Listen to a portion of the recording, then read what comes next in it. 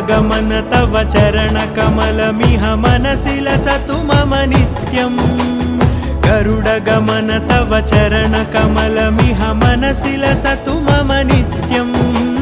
मनसि लसतु मम नित्यम्